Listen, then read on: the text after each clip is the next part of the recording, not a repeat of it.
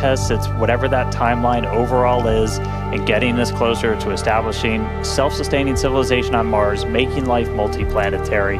Every time we're learning something from these flights that will get us there, that is progress. Exactly. Starship is the first orbital launch vehicle engineered to be fully reusable and built for frequent flight and heavy payloads, just like today's commercial airliners. It's the product of years of rapid development, testing, iteration. We're trying to fly as frequently as possible, fix problems as they appear, and then fly again.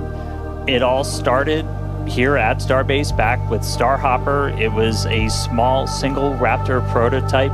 Kind of looked like a water tower. We turned it into a water tower eventually. It made its first low altitude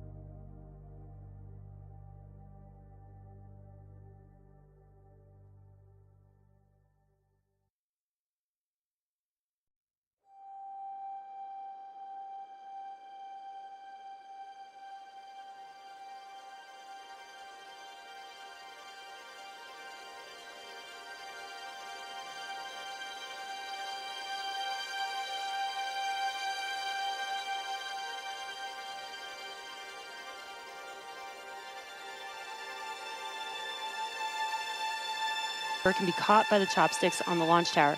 Though, as we mentioned earlier, we are not attempting a booster catch today on Flight 9.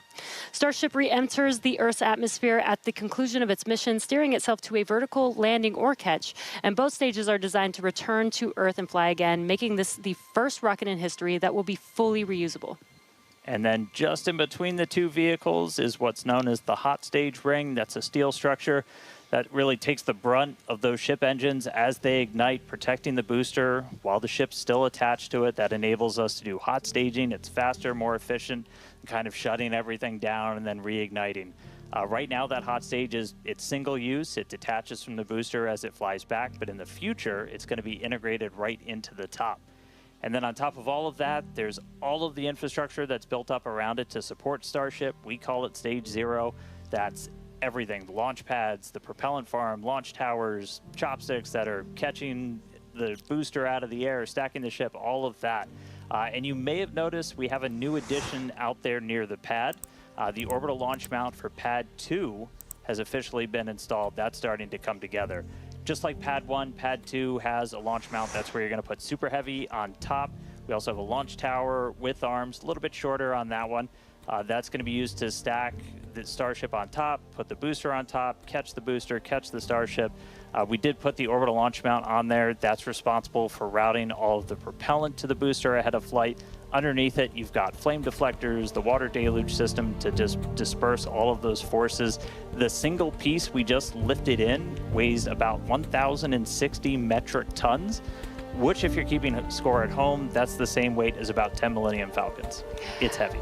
That's a lot of Millennium Falcons, So Dan. many. We're also currently in work on Starship's brand new pad at Kennedy Space Center's Launch Complex 39A, and we're hoping to bring that online later this year as well. Tons of progress with Starship so far in 2025, and lots of incredible milestones still coming up. And we are still on track to lift off tonight at 6:30 p.m. Central Time. And right now, it's time to say hi to Chris, who's over there repping the West Coast Ops today. How's it going, Chris? Hey, Jesse and Dan, and welcome everyone to West Coast and Hawthorne, California. As you can see behind me, the crowd is gathering outside of our mission control room here in Hawthorne, and the excitement is really palpable as we continue to count down toward Starship's 9th flight test. Now, our mission control room here in Hawthorne usually serves as the mission control room for our Falcon and Dragon missions once they launch from Florida and California. Now, with Starship, all countdown and mission control operations actually use the same flight control team from the same location at Starbase, which you can see on your screen now. But as we develop a vehicle like Starship, we want as many experts watching over its various systems as we can. And that's what we use the mission control room here in Hawthorne for during Starship flight tests like today's. The folks in mission control, which you see now on your screen, are the responsible engineers for Starship's various systems. This includes things like booster systems, stage propellant, our ground stations, flight software, the loads, and the vehicle structures as well. And having this support gives the flight teams in Starbase immediate access to our engineers' knowledge, which is really, really important when we're making informed decisions very quickly in a test program like this. This setup has been great for Starship flight tests so far, as we've handled things like propellant temperature differences, as well as day of launch winds that can affect the loads placed on Starship structures during launch, and particularly during the descent of the Super Heavy booster back to Earth. So having all of these responsible engineers ready to support is crucial during Starship testing, where we place hardware in flight conditions quickly to iterate and make the best and most reliable rocket that we can. So it's definitely a full house, a growing full house here in Hawthorne for our 9th flight of Starship today. Every flight brings us a step closer to a future where Starship is flying multiple times a day, and I'm sure you all feel the same way down there in Texas, Dan and Jesse, but I can't wait to see Starship's launch today. How about you? Yeah, can't wait to see it, Chris. As you can see, props loading on the vehicle is just a little under 2 miles away from us, and we're really excited. Looking back real quick, so back in March, Starship's 8th flight test saw us catch the Super Heavy booster for the 3rd time ever, another big step on that path to full and rapid reusability. Unfortunately, the Starship upper stage did experience what we call a rapid, unscheduled disassembly before it finished its climb to space, which meant we didn't reach all of those additional mission objectives that we had set. About 5.5 minutes into ship's ascent burn, a hardware failure in one of its sea-level Raptor engines took out that engine, the 2 remaining sea-level engines, and a Raptor vacuum engine. That's 4 of the 6 engines that ship has.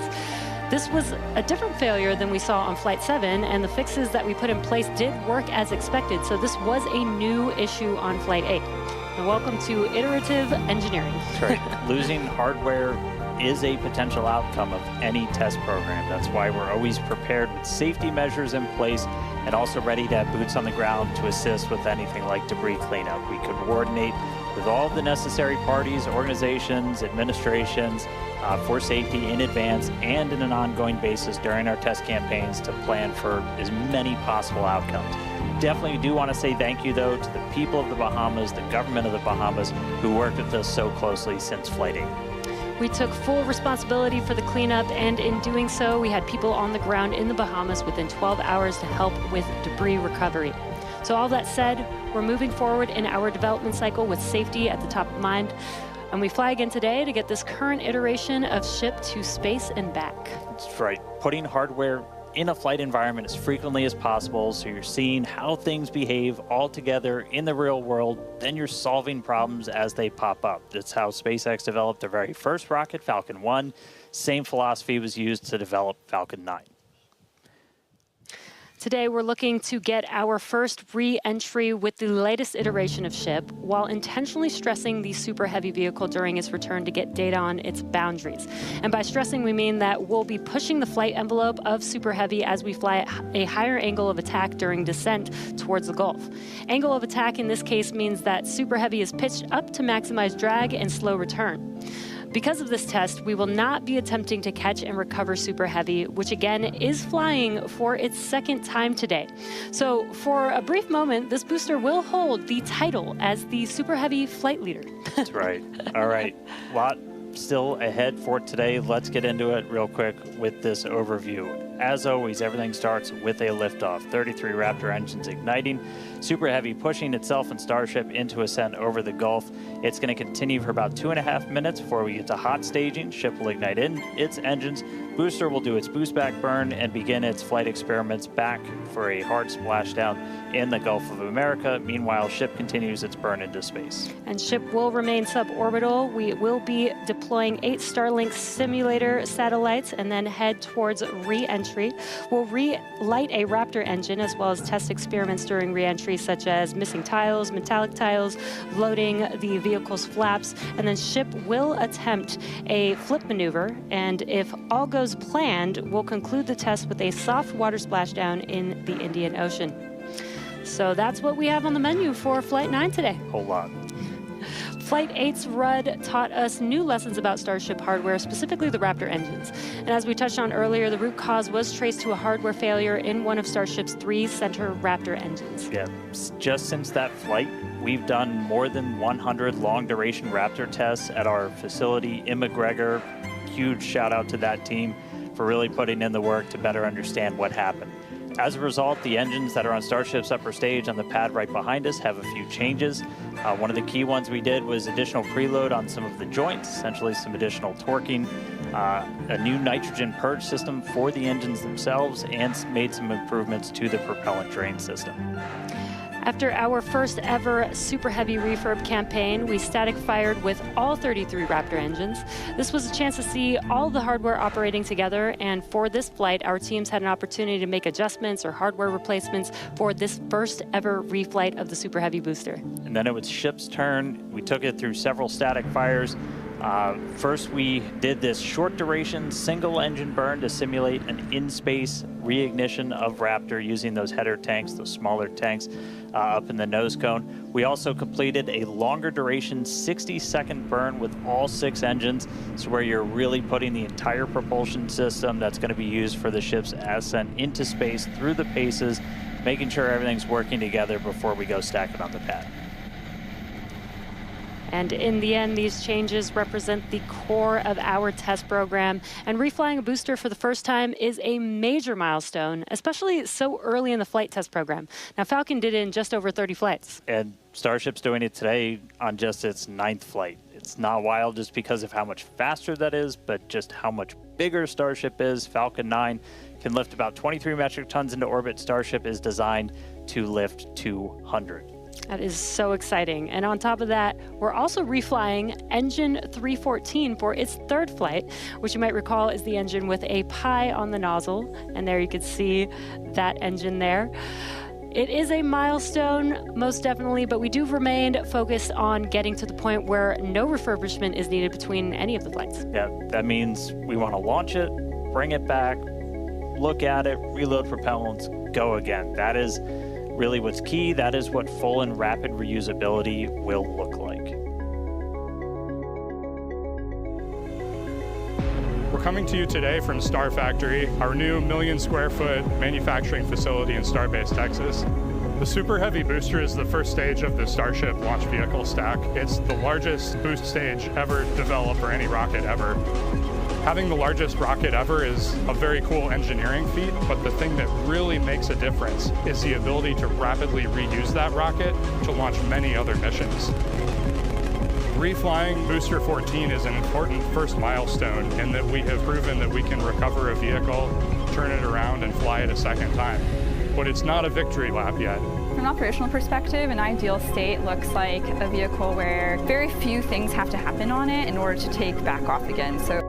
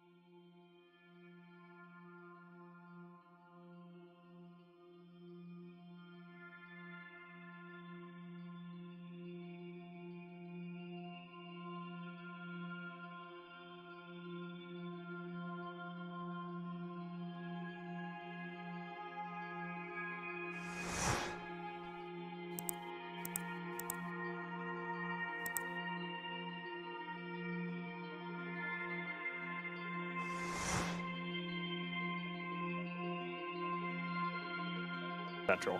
Yeah, seeing the propellant loading is making this getting more and more exciting. Today is going to be a wild ride for Super Heavy. We're putting the booster through several tests to expand the envelope on its capabilities and get flight data to make its return and catch more reliable. Now, another unique change in today's flight will be the addition of the first ever directional flip of the booster. That's right. If you followed previous flights and you kind of wondered to yourself, why does the direction of the booster flip seem random? Surprise, it's because it was. We've got a couple of views from previous flights where you'll see the booster kind of go in different directions, and it was really small differences in the thrust of those ship engines. As they started up, they would nudge the booster in an initial direction, and so the booster would essentially sense that and then lean into it, and it'll react, the engines will gimbal, and then it'll continue the flip. That was the easiest option technically, but you do take some performance hits since you're essentially setting aside propellant to accommodate every single direction for a flip. Exactly, but if we know which direction we're flipping, then we know how much propellant we will need and can instead use more of the propellant to burn longer during ascent, adding more velocity to ship and increasing how much payload it can ultimately deliver to space. Yeah, so today I got my trusty Super Heavy here.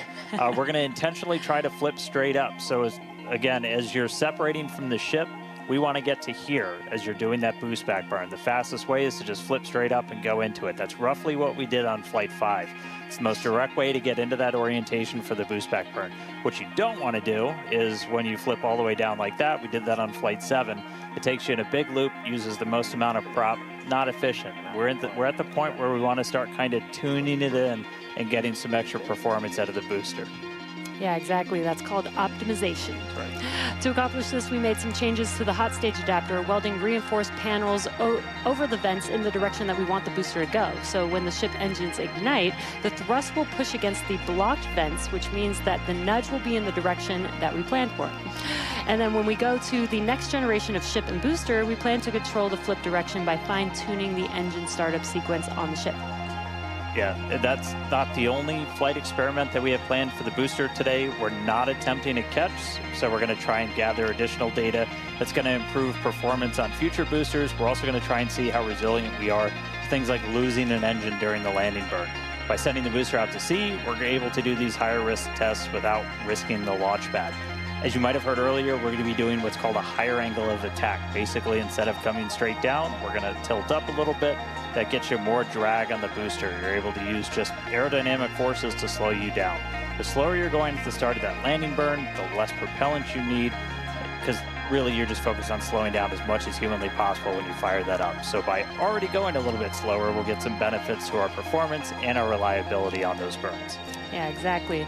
And there's definite uncertainty in how well the booster's grid fins and structure will be able to control its flight when we get into higher angles. So don't be surprised if it isn't a smooth descent for the booster down to its splashdown point today.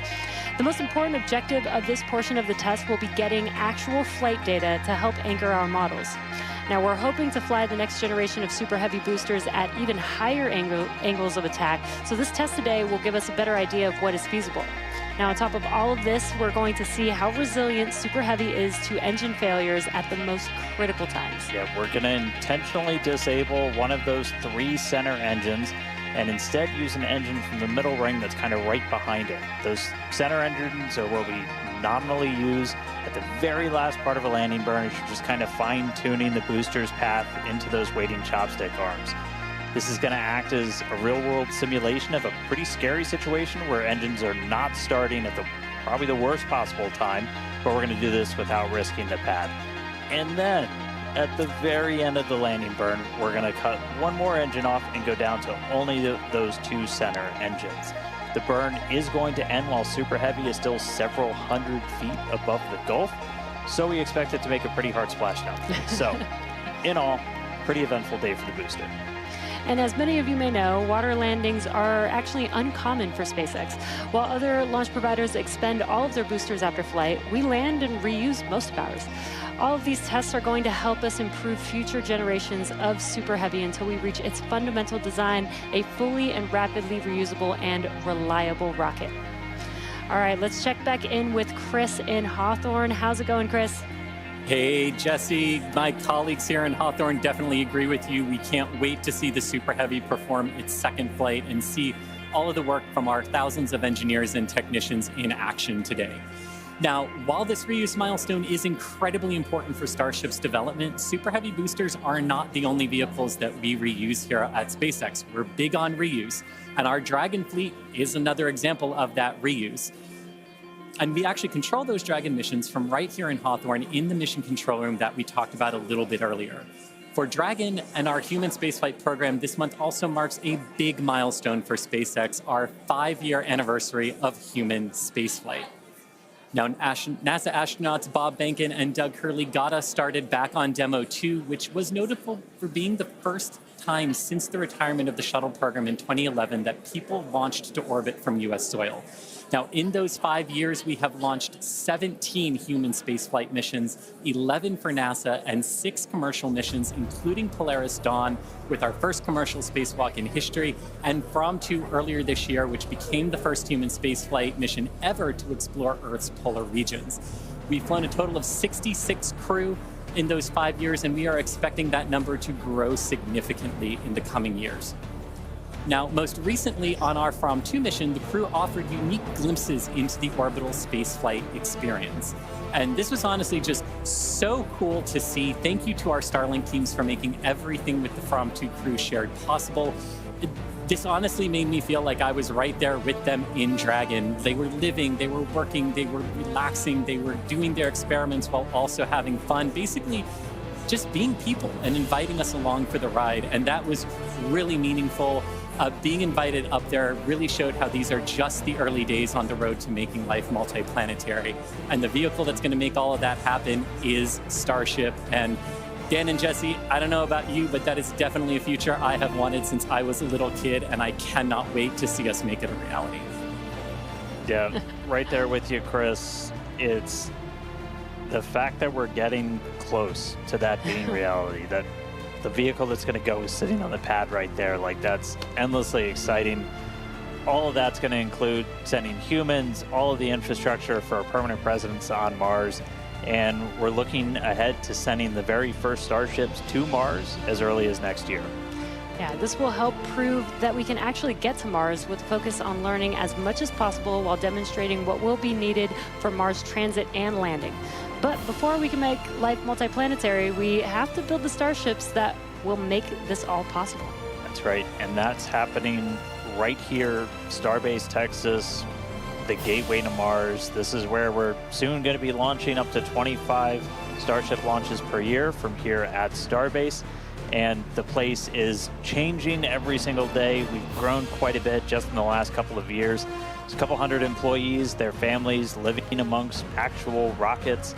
We're in the process of expanding production and integration. We've got a target of 1,000 Starships a year we're going to try to hit. And recently, we did become a city of our own. We're the first city in Cameron County in 30 years. And that's just going to help us scale more quickly, try to build out the best community possible for all the people that are building the future of humanity's place in space. Starbase, pretty easily one of the most inspiring, exciting, unique places to live and work on the planet. As usual, shameless plug, we're always hiring. Come help us build the gateway to Mars. Visit spacex.com/careers. You can see all of our openings. And this is my first time in Starbase, and Dan, the Star Factory is a manufacturing engineer's dream. To be able to build a factory like this at such a large scale with such a large scale vehicle is so wild to me. And though I'm just visiting, Chris is hanging out right where I call home base. So let's check back in with Chris in Hawthorne. Thanks, Jesse. Yeah, everything here in Hawthorne is looking good. The crowd is gathered, really excited to watch the hard work of all of their colleagues come to fruition here for Starship on its 9th flight test.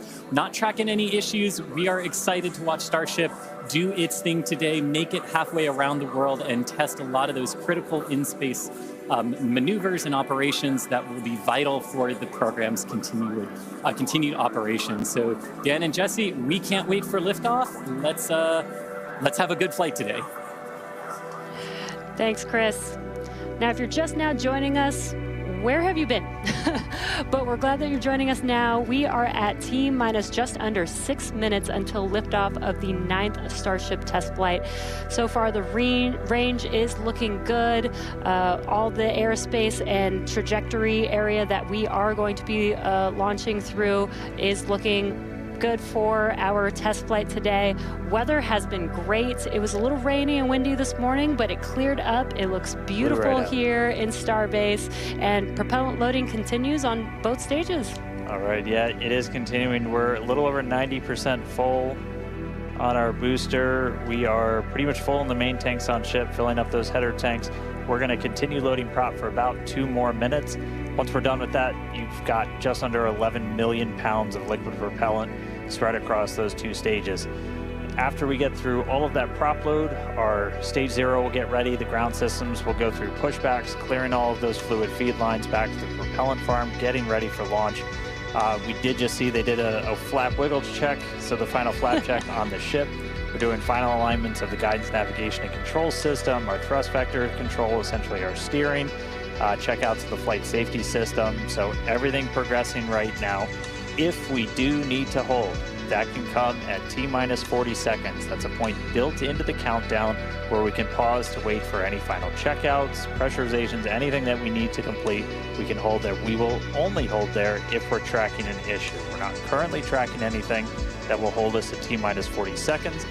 But if you've seen a Starship launch before, they can happen. We can push through them and then launch that day still. Exactly, but when we do pass through T-minus 40 seconds, a number of events will occur in rapid succession. The ground spin and ignition systems come up to flight pressure, ship goes to internal power, and then after that, the quick disconnect or QD arm lockout is removed in preparation for retraction just shortly after T-minus 0.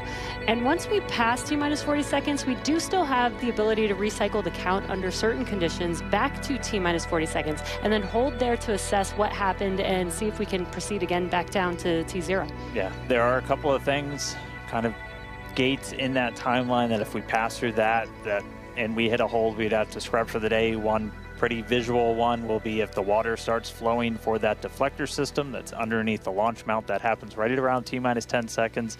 For flowing water, we can't turn it off after it starts, and if we hit a hold, we're scrubbed for the day. We would need to refill those water tanks. We would also at that point need to refill all of the propellant tanks, as 11 million pounds of propellant. It's a whole lot.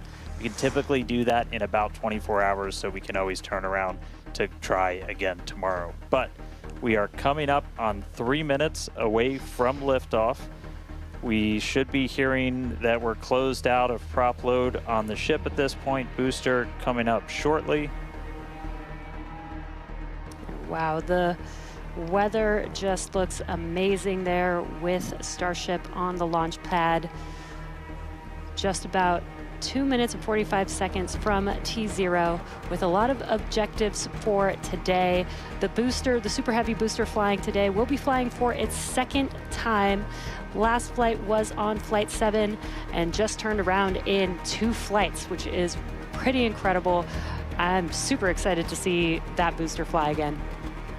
All right, we did just hear we are going to hold at T-minus 40 seconds. So we'll pass along some more information once we hear that reason. But again, that's not the end of the day. We can hold at T-minus 40 seconds for quite a few minutes. We eventually have to start looking at our temperature of all of our propellant on board. That's usually what drives us to, if we've held too long, we have to stand down for the day. So we are expecting a hold at T-minus 40 seconds. Sounds like we're going to be doing some additional checkouts on the booster Raptor while we're at that T-minus 40 second mark. So we will expect to see the clock pause at T-minus 40. And then again, we've got a couple of minutes. They can work through the issues. If we're able to clear them, we can still launch today. If it's something that we can't, we can always stand down, turn around, recycle, fly again tomorrow. Again, that's really important. This is what terminal count is exactly for, is to be checking the vehicle, monitoring the vehicle systems as it makes its way down to T0. And again, this gives us the ability to catch anything and be able to hold, as Dan has been saying, and recycle if we need to, or pause so that we can work through those issues and see if it's something that we need to stand down for. And as Dan mentioned, we will be holding at T-minus 40 seconds, so in about 20 seconds from now. Yeah, so we'll hold there, and they'll work through these final checkouts on, sounds like just one of those Raptors on the first stage on Super Heavy, which, as you said, we're reflying it for the first time. 29 of those 33 engines have already been used in a launch, one of which has already launched Twice, and twice, we'll go for and its is getting ready for its third time. Right. And you just heard our flight director for the day, Joe Sliker. He just shared that we are going to hold at this T-minus 40 second mark. Keep an eye on one of those Raptor engines on booster.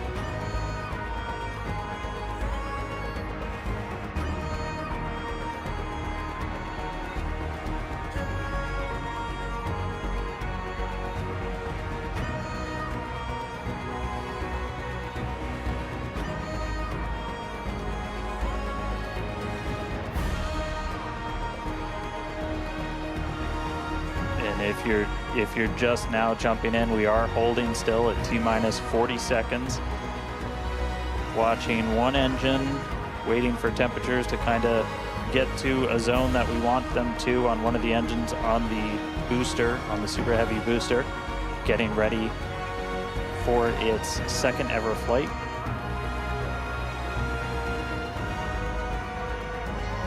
We'll just continue to hold. Again, we can hang out here for several minutes.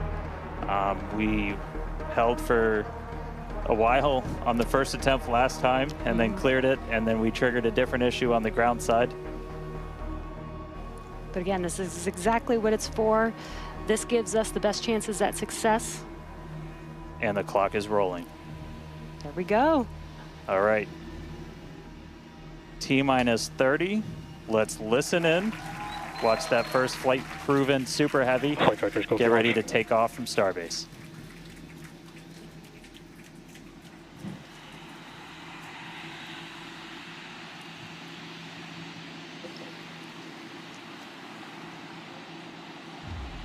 T-minus.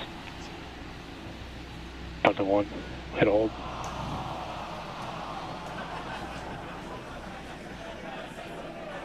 We did have a hold. And looks like the clock jumped back to T-minus 40 seconds.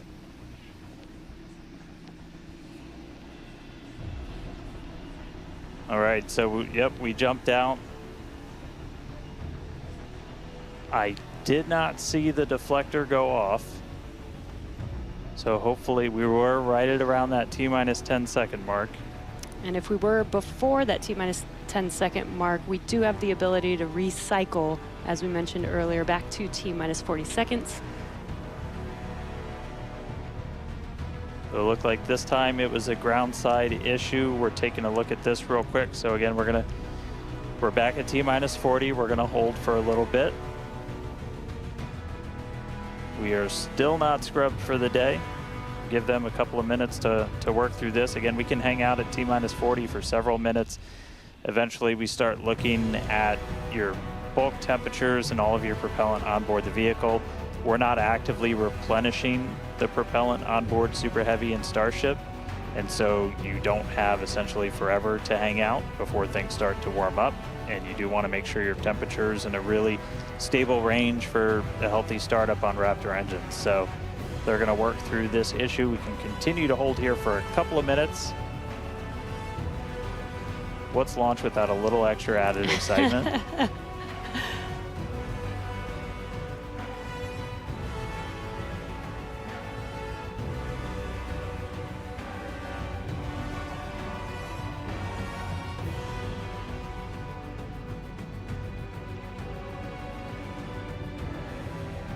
All right, so cumulatively, we've held for a little over 3 minutes between the two holds. Again, this is a ground side issue on our tower. The techs are looking through the data right now to see if it's something that we can either work through or if it would cause us to have to stand down. So we're continuing to hang out with them, holding at T-minus 40.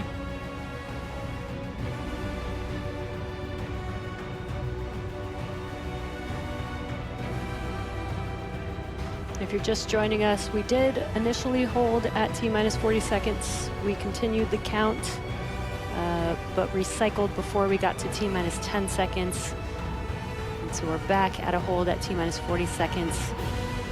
Waiting for more information. The team is checking out to see if we can continue today.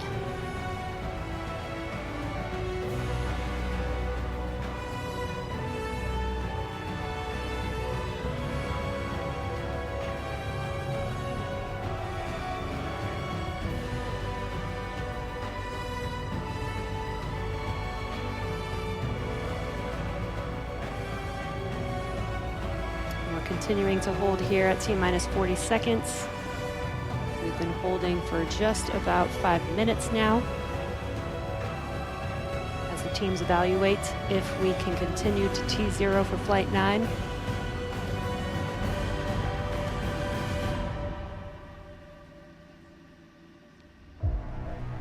All right, so it sounds like we're coming to a resolution.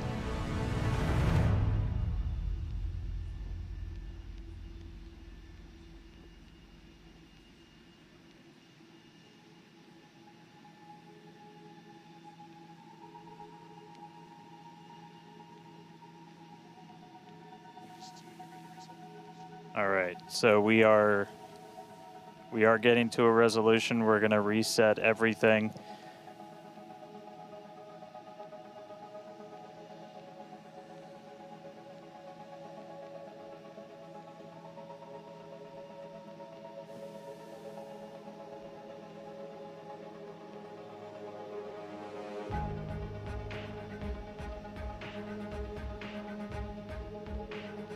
All right, so we're gonna see the clock. It is now rolling. Here we go. We saw an issue with that quick disconnect to the ship. There is a chance that automation will kick us out again if we encounter the same issue.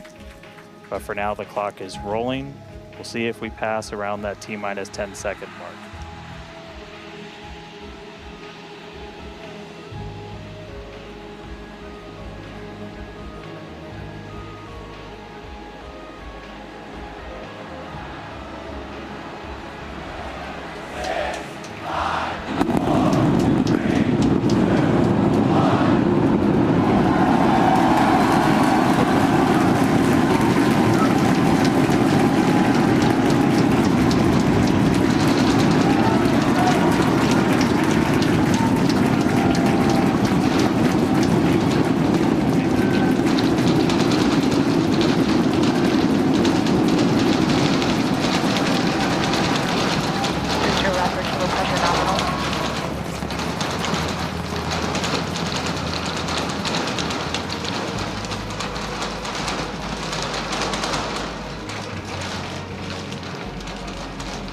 T-plus 40 seconds, it's one hell of a sight from here. We see it arcing right over top of us. We see 33 out of 33 Raptor engines lit on Super Heavy as it starts to ascend skyward.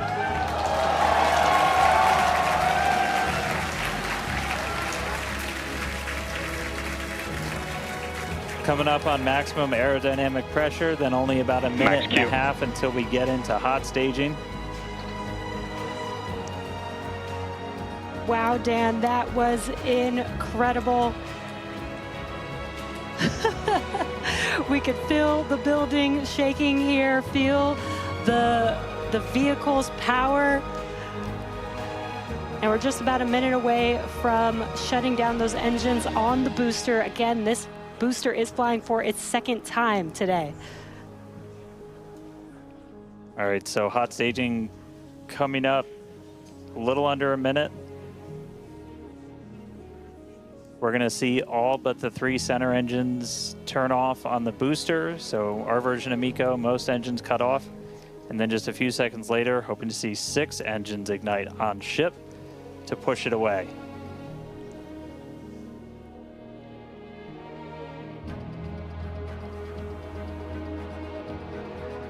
All right, hot staging, about 30 seconds.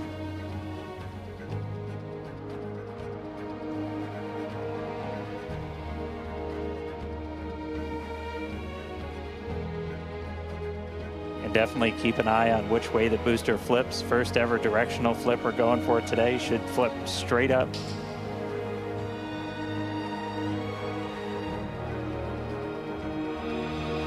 See those engines powering down? Booster engine cutoff. Ship ignition. Stage separation.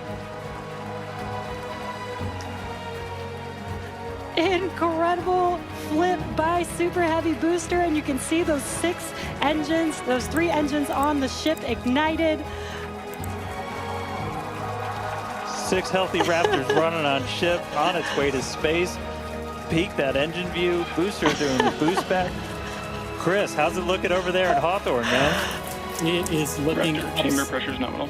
It is looking absolutely incredible here in Hawthorne. As we said, 6 healthy engines on ship. We've got 13 out of 13 engines on the booster. Now down to those 3, which is what we expect in the final moments of the boost back burn. Now, as a reminder, we are not recovering the Super Heavy booster today. We are instead going to do some... shutdown. There we had a good shutdown of the boost back burn. Next up will be the jettison of that hot stage ring. Avionics, power and telemetry nominal.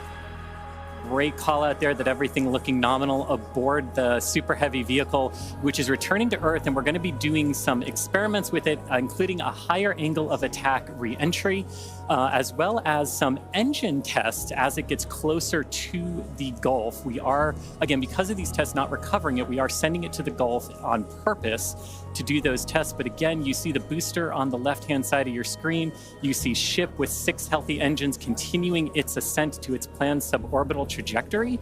Everything going very well so far for Starship's 9th flight. Now 4 minutes, 15 seconds in.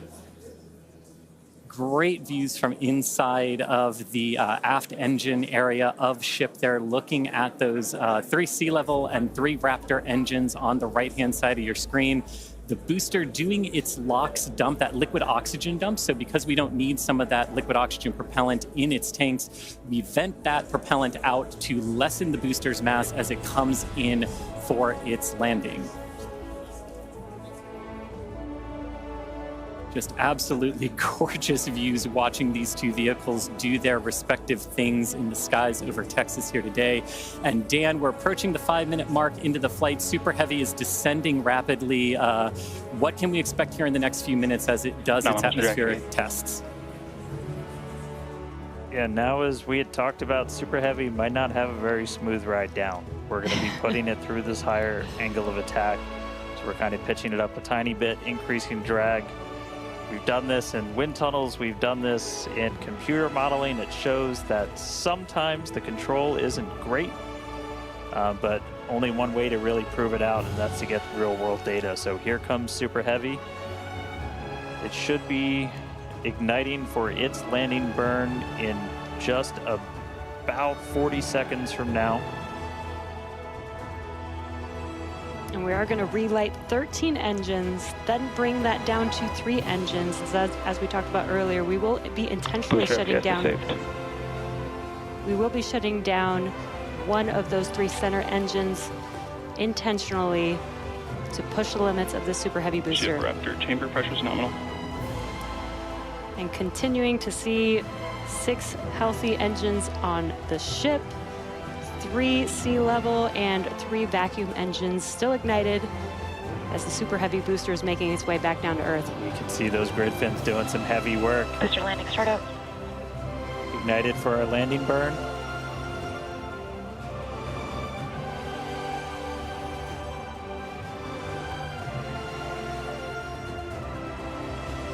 It may have ended with that landing burn. Does look like we lost telemetry from the booster once we started into that landing burn. Did you hear confirmation that the booster did demise? So the booster's flight ending before it was able to get through landing burn, but again, we are not bringing that back. We were expecting it to make a hard splashdown in the Gulf. We were getting live data back the entire time through that high angle of attack flight, so that was something that was really vital for us to get during this reuse. First reflight of booster in the books. All right, ship. There's about 2 minutes left. In about 2 minutes, we expect all 6 Raptor engines to shut down. That will be SECO. basically second engine or second stage engine shut off. And these are some incredible views, Dan, from the aft end of the ship, watching as the engines stay ignited with the Earth in the background. As always, the Starship avionics team, the techs. I think we just heard the booster. But all right, we got about a minute left into this burn. All eyes definitely on ship as we get through the final stages into its ascent. We're expecting it to start to cut those engines off in about 45 seconds.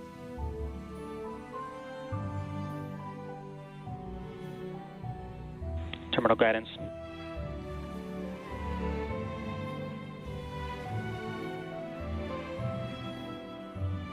All right, just about 30 seconds to go. We're in terminal guidance. The final stages of this ascent burn. We did see shutdown of the Raptor engines. We do stagger these, so we do the Raptors first.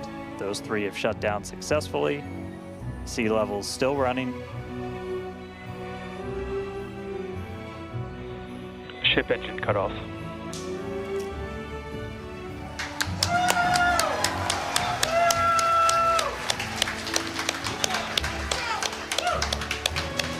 Ship engine Nominal cut off, insertion. the three most beautiful words in the English language. And great call out that we had nominal insertion.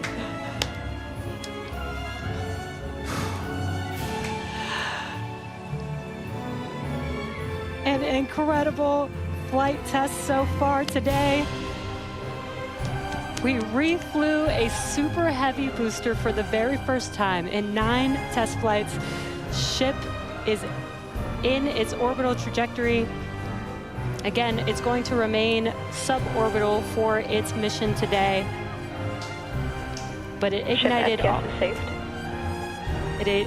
all 6 of its engines and made it all the way through SECO just now.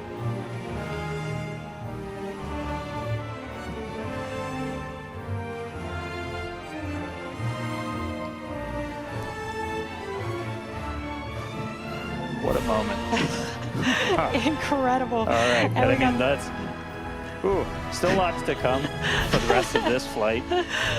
Per usual, I need to collect myself. Hey, Chris, how's it going over there in Hawthorne, man? How's everybody doing?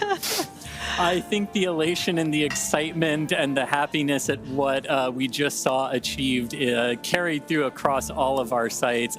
What an incredible view to see Starship back orbiting the Earth just under 11 minutes into our mission. Absolutely exciting to see all of this, and super pumped especially to see all of the team's hard work in action here today. As guaranteed, it has been an exciting evening so far for Starship's 9th test flight. We lifted off a little bit after 6:30 p.m. after a couple of holds that were triggered at the T-minus 40-second mark, but we were able to clear those, one on the Raptor, one on the tower, and we were able to lift off successfully from Starbase.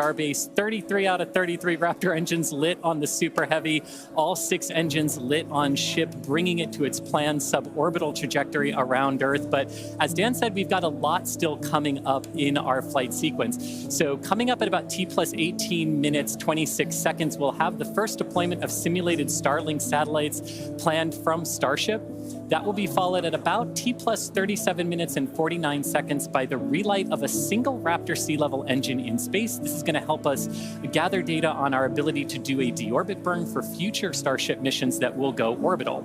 And then, of course, one of the biggest tests yet to come is the new heat shield modifications to Starship. And that'll start with re-entry into Earth's atmosphere at about the T plus 45 minute mark, which should take about 16, 18 minutes to complete. And now today's reentry is going to test that heat shield like we said, specifically how Starship will hold up to 100 missing heat shield tiles on its thermal protection system. Now, we purposely took those 100 tiles off over very critical areas of the vehicle to be able to safely test on a flight like this suborbital trajectory into the Indian Ocean what might happen on an operational flight in those areas if we were to lose the primary heat shield tile over Starship. So very critical test coming up. And then after that, we'll have the final descent where we will again be pushing Starship to its limits. We definitely pushed the booster to its limits today to gather data, and we're going to be doing the exact same thing on that ship, seeing how the ship handles various flight conditions that we will need it to fly in as we look to one day soon bring ships back to Starbase for catch and reuse. Now, while there are payload simulators on Starship for deployment today, as we will see in a few minutes, the primary data and the primary payload for today is the data. And today, just like with Starship's previous test flights, that data is coming to us courtesy of our Starlink network. In fact, it is from Starlink that you are seeing these wonderful views of ship in space right now. So, and I can't wait to see Starlink really provide those epic views and that data transmission during reentry, which is very, very critical to getting that data during reentry. So, Dan and Jesse, it's been an exciting day so far. There's more to come as we get ready for Starship's first ever payload deploy. What can we expect next here in the next few minutes? Thanks, Chris. Just going to reiterate, thank you to the Starlink team for these incredible views today. In a few minutes, Starship will deploy 8 Starlink simulators, similar in size to our next generation Starlink satellites. The Starlink simulators will be on the same suborbital trajectory as Starship, meaning they will passively re-enter the atmosphere, just like Starship. With tests like these, we can see how Starship's payload deploy systems work in flight while ensuring that the simulator satellites pose no safety risk to people on Earth or for other satellites in orbit. Now, this also ensures that any parts of these simulator Starlink satellites that do survive re-entry splash down harmlessly in the middle of the Indian Ocean. And then before we get there, though, we're going to have to open up that payload deploy door. So we've only ever done that one time before. Pretty sure it was Flight 3. Someone on the internet, please check me. But that was the only time we ever opened it. And we've had Starlink simulators on the last 2 flights, but we haven't gotten to this moment yet where we're able to open up the payload door and start deploying these.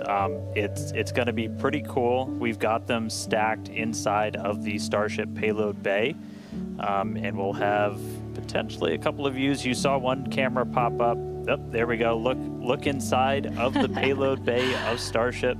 You can see them stacked down in the middle of your view. There's kind of 4 on either side, so they're sandwiched on top of each other, a stack of 4 right behind each other. And then we're gonna pop the door open. It's on the right side of your screen, so we'll see that open up and then start firing those Starlink simulators out into space. We are expecting the payload door to open in a little over a minute from now. And then once that payload door is open, about a couple minutes later is when we will start dispensing those Starlink simulators. That's what a view great right view. at the bottom of the stack. So should be able to see them kind of firing out from right there. So really cool. And eventually these are going to carry dozens of the next generation of Starlink satellite into space, and those are going to enable some truly insane things in terms of speeds from space and what we're able to do. Starlink's been really great for Starship, obviously. Getting live video back is really cool, but just the amount of high-speed telemetry, everything we're able to get back is insane. And for a development program, that's kind of everything. We're in excess of 130 or 160. My numbers are fuzzy right now, just like my brain is, but well in excess of 100 megabits per second of downlink, and a lot of that gets eaten up by video. We've got dozens of cameras across Starship. We added several more for this flight. You saw a couple of those as we have essentially 360 degrees. Oop. Open the pod bay door, Hal.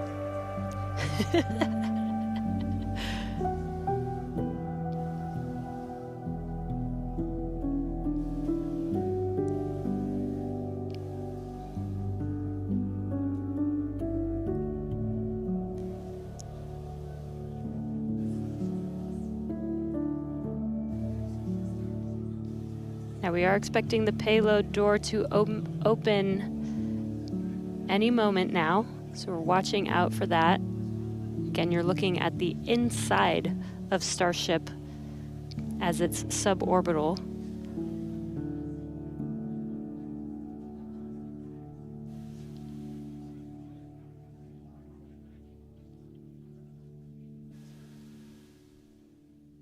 Well, we heard the door open was in progress. It was unable to actuate all the way open, so they are going to close it back up. Hal told me no. He said, I'm sorry, Dan. Can't do that. Looks like we won't get the door open today. But that's okay. This is obviously a test we want to be able to do before we're deploying full-on Starlinks.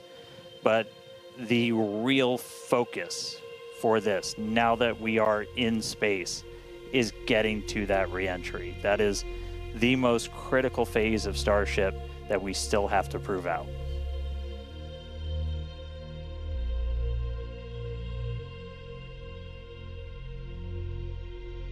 All right, well, so it does look like we're not going to be able to deploy Starlinks today, but we should have pretty frequent views from Starship. They might cut in and out every once in a while, but should be pretty regular.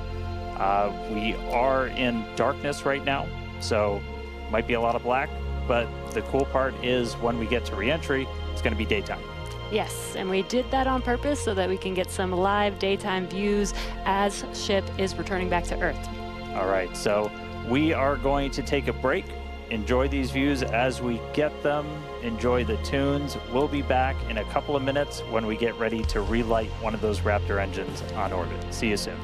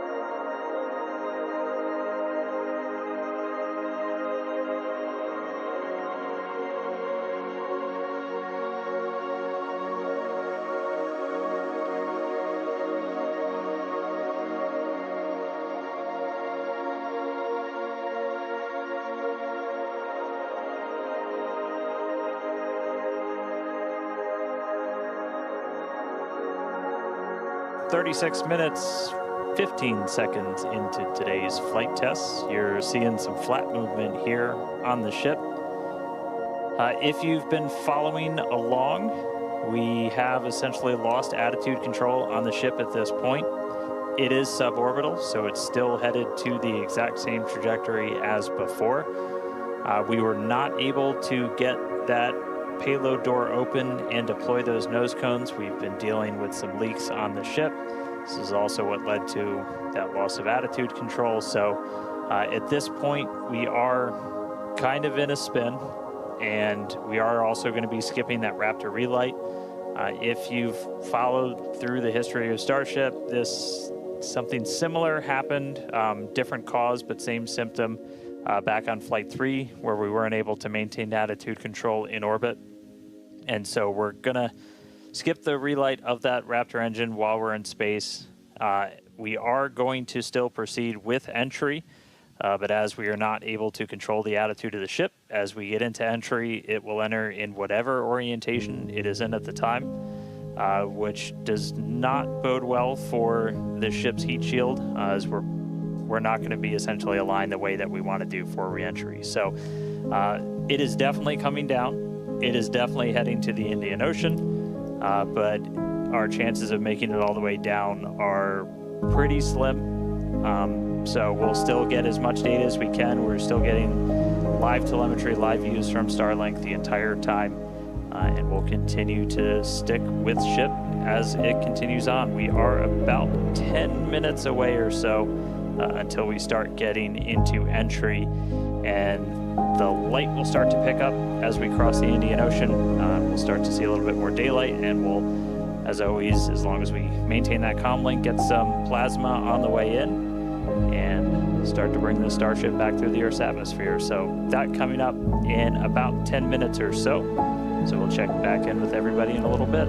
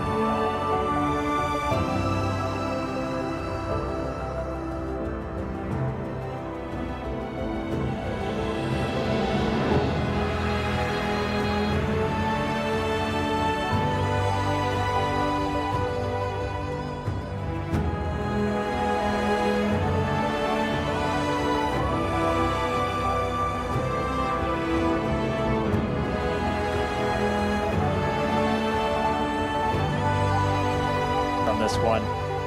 At this point, and we just started to lose some of our cameras, so it's very possible that we'll start to lose contact with Starship a lot sooner than we would have if it was a nominal re-entry. So we are expecting it to break up essentially on its re-entry over the Indian Ocean. So not able to do a lot of our orbit objectives today, but just the fact that we, got it into space was just a really big moment for a lot of the team. Yeah, and another thing to note is that Super Heavy did fly for its second flight today. It first flew on Flight 7, and it made it all the way to our shutdown of all the engines and stage separation, getting ship into its suborbital trajectory today. It did ignite its 13 engines, but it did demise at that point. We did plan to fly it back down to Earth at a higher angle of attack, and we do expect it to stress the vehicle a lot more than what we've seen previously. So it's not unexpected that we did lose the booster before we got to the actual landing. Yeah. So we're gonna continue to hang out and see if we get any updates on ship. It does look like we might be getting some video back soon. There we go. So this is a view essentially on the top part of Starship. You're looking up at the payload bay and towards the nose cone. So views are going to be a little bit scarce potentially, as again we are in essentially a tumble. We have lost that attitude control. So Starlink, when it's able to connect, able to feed this down. We are at the phase where we would expect entry to start within the next minute or so. So we are entering uncontrolled, but again, we're entering into an airspace and a sea space that is cleared and monitored in advance of launch and before we get to this phase. And with the views that we are able to see, we're seeing a lot of that plasma build up.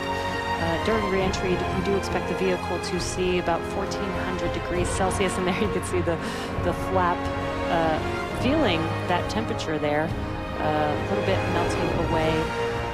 But as we expected with the spinning of the vehicle, we are no longer controlling the attitude of the vehicle. So this is now, at this point in the test flight, it is expected to see it begin to demise a little bit on its way back down to Earth.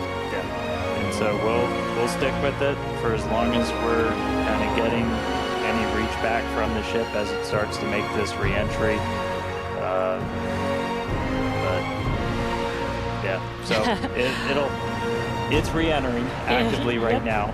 And again, we did do what's called passivation. So you essentially vent all of your excess propellant overboard before you hit the atmosphere. That's a safety measure we can take on the ship while you still have contact with it. So that was done. It's now coming down in the predetermined hazard area that was cleared ahead of flight.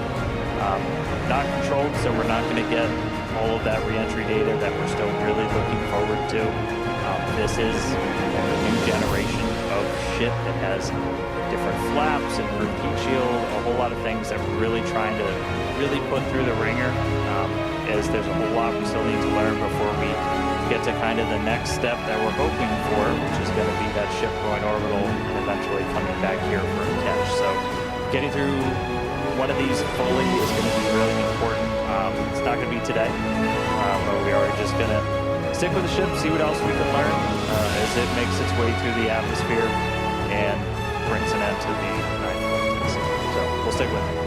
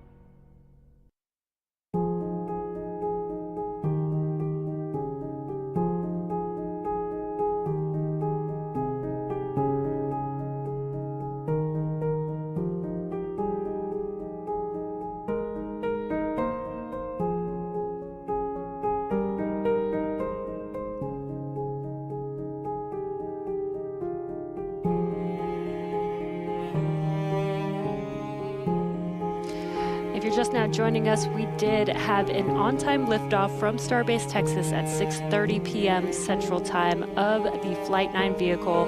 We did have some incredibly stressing objectives today. The Super Heavy booster flew for its second flight. It first flew on Flight 9 and made its way to take ship all the way up to stage separation, doing its first second flight ever, which is pretty incredible.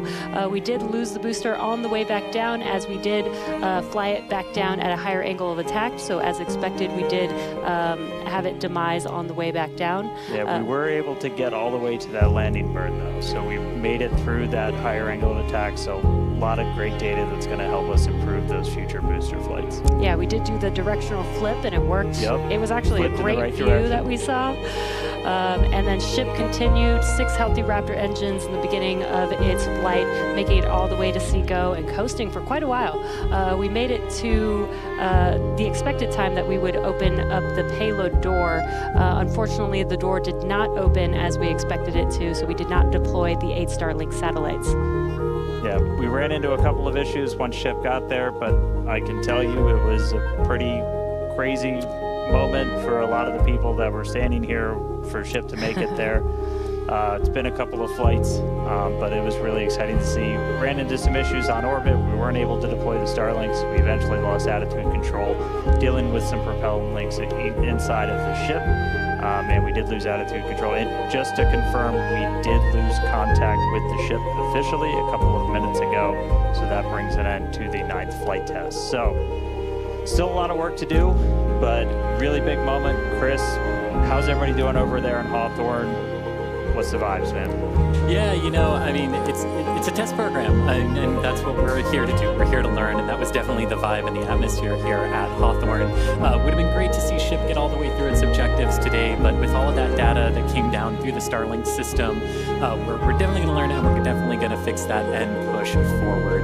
Also, great to see the responsible engineers here in mission control, talking with the flight control teams in Starbase. We talked about how it's great having that expert knowledge on console to be able to go to at a moment's notice, and that really helped us make the right decisions in orbit today when we decided to passivate the vehicle. So we will be here looking forward to Flight 10 and some success on future flights.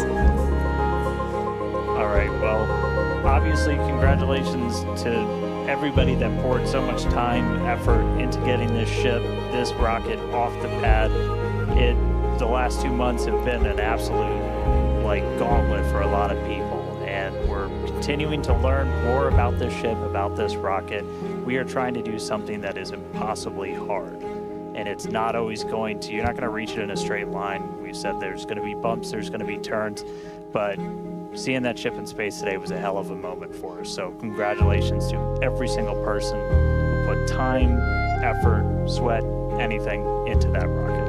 Yeah, this is exactly the SpaceX way. We're going to learn, iterate, and iterate over and over again until we figure it out. So thank you to everybody for tuning in. Thank you for the fine people of Cameron County, including the residents of the newest city of Starbase, as well as the Coast Guard, Federal Aviation Administration, Government of Mexico, as well as the Australian Space Agency. All right, now, this is not the end. We're going to have a whole bunch of cool liftoff stuff, so be sure to follow us on X at SpaceX for more, and we will see you back here for Flight 10. Thanks for tuning in.